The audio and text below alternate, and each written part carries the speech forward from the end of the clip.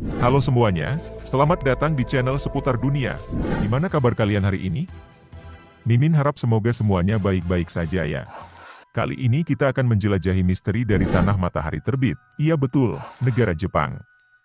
Jangan lupa untuk terus menyimak hingga akhir, karena kita akan membahas 7 hantu Jepang yang bikin bulu kuduk merinding. Mimin yakin, kalian tidak ingin melewatkan ini kan? 1. Sadako.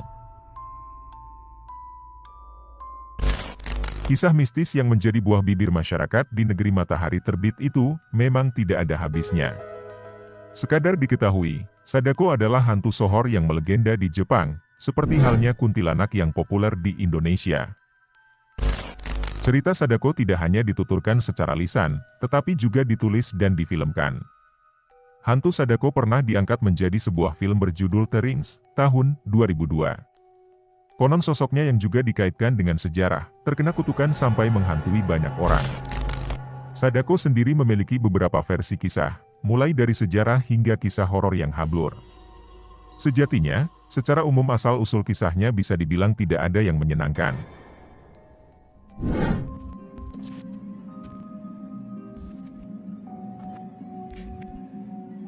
Beberapa waktu lalu, The Asahi Shimbun, koran ternama di Jepang melaporkan, versi pertama hantu Sadako adalah tentang Sadako Sasaki, gadis kecil dari Hiroshima, kelahiran tahun 1943. Berdasarkan tahun lahirnya, ia baru berumur 2 tahun ketika kota Hiroshima dibom atom, yang sekaligus menandai berakhirnya Perang Dunia Kedua. Ia masih selamat dan bisa melanjutkan hidup bersama keluarganya. Namun, suatu hari di tahun 1955, ia terjatuh saat di sekolah.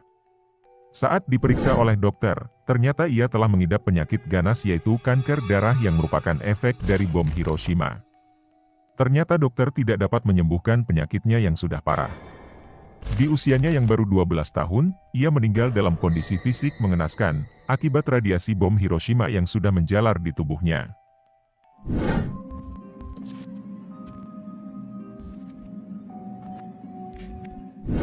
Versi fiksi ini adalah sosok Sadako Yamamura, yang merupakan tokoh dalam novel yang ditulis Koji Suzuki, dan film The Rings yang lebih banyak dikenal masyarakat.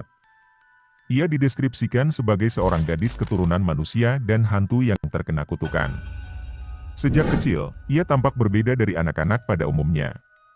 Pada tahun 1990-an awal, ia hidup bersama ibunya yang berkemampuan seperti cenayang. Pembawaannya melankolis dan seperti memiliki kelainan mental. Ia tidak banyak bicara dan enggan bermain bersama teman sebayanya. Hampir seluruh waktunya ia lalui sendirian. Sama seperti ibunya, ia pun memiliki kelebihan dalam hal ilmu gaib. Setelah kematian ibunya, ia tinggal bersama ayahnya yang selalu bersikap kasar kepada dirinya. Sebelum meninggal, ibunya sempat melakukan percobaan praktik paranormal bersama seorang dokter. Saat dokter mengumumkan hasil percobaan, para ilmuwan menuduh hal tersebut penipuan. Ibunya pun tertekan dan memilih mengakhiri hidup atau bunuh diri setelah dituduh berbohong terkait kemampuan cenayang. Ia pun sedih dan sangat terpukul lantaran kematian ibunya itu. Di pulau terpencil, ia kemudian tinggal bersama ayahnya. Ternyata kemampuan cenayang dari ibunya telah ia warisi. Seiring usianya bertambah, ia mulai meningkatkan kemampuan mentalnya sendiri. Saat kemampuannya diketahui ayahnya, ia dianggap berbahaya dan segera dibawa ke seorang dokter di Tokyo. Tidak suka dengan perlakuan ayahnya. Ia pun tumbuh menjadi anak pembangkang dan bersikap durhaka. Ayahnya pun mengurungnya di rumah. Konon, ia pun sering mendapat perlakuan kasar dari ayahnya, sampai akhirnya ia memberontak. Ayahnya tidak tahan dengan keadaan tersebut, akhirnya ia diceburkan ke sumur tua. Ternyata setelah diceburkan ke sumur tua, ia belum meninggal tetapi hanya terluka pada bagian wajah dan kepala. Di dalam sumur, ia yang kondisinya lemah masih sempat merenung membalas dendam pada ayahnya. Tetapi, ia lebih dulu dijemput ajal di dalam sumur. Sumur pun menjadi saksi bisu tempat meninggalnya. Setelah menjadi hantu penasaran, ia kerap meneror dengan penampakan memakai baju kimono putih, dan menghantui dengan cara merangkak keluar dari dalam sumur.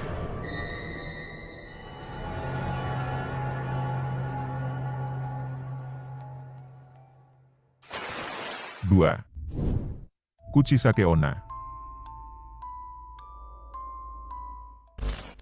Menurut legenda yang beredar, hantu tersebut digambarkan memiliki penampilan yang mengerikan dengan mulut robek. Sekilas memang menyerupai sosok perempuan, akan tetapi banyak masyarakat menafsirkan bahwa hantu tersebut merupakan jelmaan dari para roh jahat.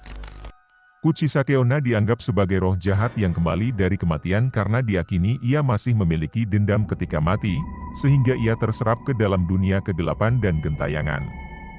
Pada zaman dahulu diketahui sebenarnya sosok Kuchisake adalah penjelmaan wanita cantik, lalu ia menikah dengan seorang pria. Nasib malang menimpa wanita tersebut karena dianggap selingkuh oleh sang suami, lalu suami yang tersulut emosi mencabik-cabik wanita itu hingga mulutnya robek dan mati mengenaskan. Cemburu buta yang membuat sang istri meregang nyawa, membuat Kuchisake mati dengan penuh dendam dan amarah, sehingga ia bersumpah akan balas dendam kepada suaminya tersebut.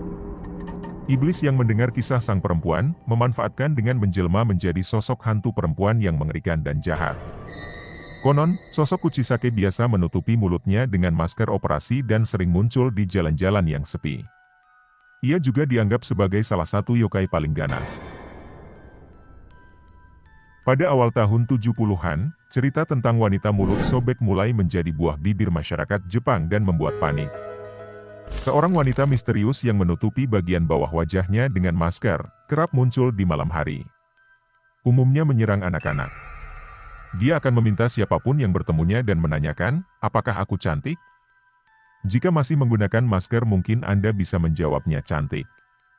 Setelah itu dia membuka maskernya dan menanyakan pertanyaan yang sama. Bagaimana sekarang, apakah aku masih cantik? Jika menjawab tidak cantik, maka wanita ini akan segera membunuh korban dengan gunting yang panjang. Lalu, apakah harus menjawab cantik? Ternyata memuji si wanita ini juga tidak akan membuat seseorang selamat. Jika mengatakan cantik, maka Kuchisake Onna akan merobek mulut korban dari telinga kiri ke kanan, dan membuat korban menyerupai dia. Konon, satu-satunya cara agar selamat adalah menjawab pertanyaan kedua dengan, kamu terlihat biasa, atau, kamu normal. Ini akan membingungkan Kuchisake Onna, sehingga memberikan waktu korban untuk melarikan diri, sementara dia sedang melamun. 3. Rokurokubi. Rokurokubi merupakan salah satu hantu Jepang yang cukup terkenal dengan penampilannya yang sangat menyeramkan. Penampakan hantu Rokurokubi ini memang dijamin bisa membuat manusia yang melihatnya lari ketakutan dan mungkin jatuh pingsan. Hantu perempuan ini akan menampakkan dirinya dengan berpakaian ala pakaian tradisional atau kimono, dan menakuti para manusia yang ia temui dengan lehernya yang menjuntai panjang. Namun perlu diketahui, Rokurokubi ini ternyata memiliki penampilan yang cukup cantik dan menarik saat di siang hari. Akan tetapi, siapa sangka pada malam hari seakan mendapatkan kekuatan gaib, ia berubah menjadi sosok yang sangat menyeramkan. Ia akan berubah dengan lehernya yang menjadi sangat panjang dan wajahnya yang pucat serta menyeramkan layaknya hantu.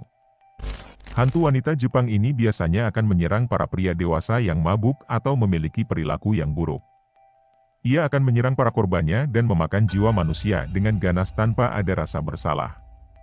Kisah hantu wanita berleher panjang ini diketahui telah ada sejak Kekaisaran kuno Jepang dan kerap muncul dalam beberapa literatur kuno Jepang. 4. Teke-teke. Selain Sadako, urban legend lain yang cukup terkenal di Jepang adalah hantu teke-teke. Hantu tersebut konon merupakan jelmaan siswi yang menjadi korban perundungan atau bullying. Siswi tersebut bernama Kashima Reiko. Karena terlalu pemalu dan penakut, ia sering dirundung oleh teman-teman sekolahnya. Saat bertemu di tempat lain pun, teman-temannya selalu merundung Reiko. Suatu hari, saat Reiko sedang menunggu kereta, seorang temannya dengan iseng meletakkan jangkrik di atas bahunya. Sontak, ia kaget dan jatuh ke rel. Tanpa sempat bisa ditolong, ia akhirnya tertabrak kereta. Gadis itu tewas di tempat dengan tubuh terpotong menjadi dua bagian, pada bagian pinggang. Arwah Reiko kerap gentayangan dengan tubuh yang tak utuh. Ia berjalan merangkak menggunakan tangan atau sikutnya. Gerakan tersebut berbunyi, teke-teke. Itulah sebabnya ia disebut sebagai hantu teke-teke. Seramnya lagi, teke-teke berkeliaran dengan membawa sabit. Ia akan bertanya pada orang di mana kakinya. Orang tersebut harus menjawab, di jalur Meishin, yang merupakan jalur kereta tempat Reiko meninggal. Jika tidak menjawab seperti itu, teke-teke akan menebas kaki orang tersebut. Konon, penampakan teke-teke memang pernah memakan korban.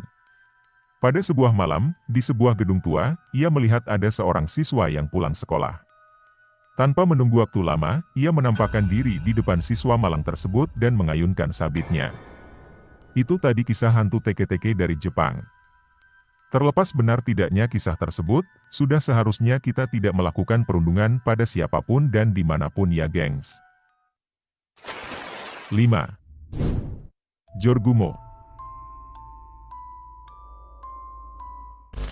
Menurut cerita masyarakat setempat, ketika seorang Jorogumo menemukan laki-laki yang diinginkannya, dia kemudian akan mengundang mereka ke rumahnya, dan biasanya para korban tidak pernah terlihat lagi.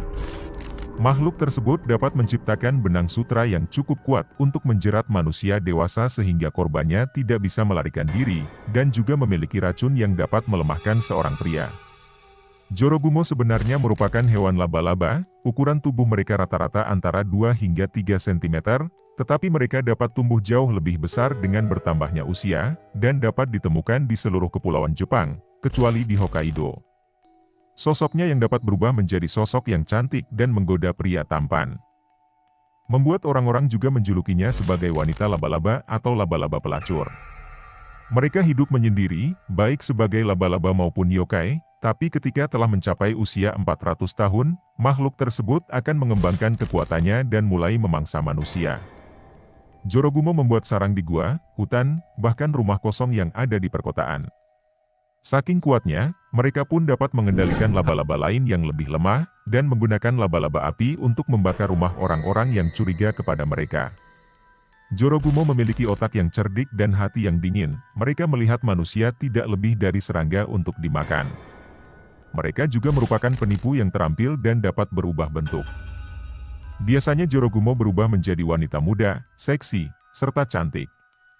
Tak ayal jika kemudian ada banyak pria muda yang terjerat setelah melihat sosok palsu makhluk tersebut dan kemudian justru menjadi santapan mereka. 6. Nopperabo. Nopperabo merupakan salah satu legenda yang cukup terkenal di Jepang. Walaupun wajahnya dapat tampil seperti manusia biasa, ini hanya ilusi. Nopperabo tidak memiliki mata, hidung, dan mulut seperti manusia pada umumnya. Meski demikian, Nopperabo memiliki kulit lembut.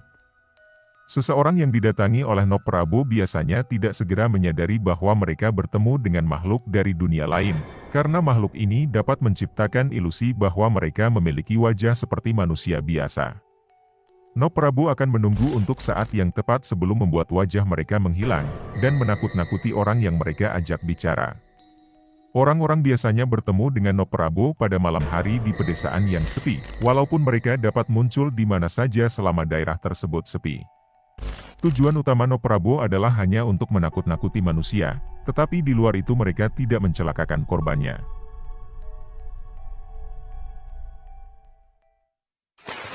7. Hanako. Kisah-kisah mistis seputar sekolah ternyata tidak hanya terjadi di Indonesia saja. Di Jepang misalnya, ada sebuah kisah legenda rakyat yang bercerita tentang sosok penunggu toilet sekolah. Sosok penunggu toilet sekolah itu berwujud seorang gadis berambut pendek dan memakai rok merah dengan baju putih bernoda darah. Sosok gadis penunggu toilet sekolah itu disebut dengan nama Hanako. Hanako dipercaya menghuni toilet wanita di bilik nomor 3, di lantai 3. Menurut rumor, Hanako adalah seorang siswi yang terjatuh dari jendela perpustakaan dan rohnya menetap serta bersembunyi di toilet sekolah. Untuk memanggil Hanako, seseorang harus mengetuk pintu toilet bilik nomor 3 selama 3 kali. Dan bertanya, "Hanako-san, apakah kau ada di dalam?" Jika di dalam bilik itu ada Hanako, maka dia akan menjawab, "Ya, aku ada di dalam." Beberapa cerita rakyat mengatakan bahwa saat bilik toilet dibuka, Hanako akan berdiri di atas toilet dengan tatapan kosong. Kemudian, dia akan menarik siswa itu masuk bersamanya dan mengunci pintunya. Beberapa mengatakan bahwa Hanako akan keluar dari bilik untuk mengejar siswa itu dan menyakiti mereka. Para siswa di Jepang percaya dengan sosok Hanako, namun mereka sering membuatnya sebagai taruhan saat masa orientasi. Jadi, jika ada siswa baru, maka akan disuruh untuk mengetuk pintu toilet bilik nomor 3 di malam hari dan sendirian untuk menakut-nakuti mereka.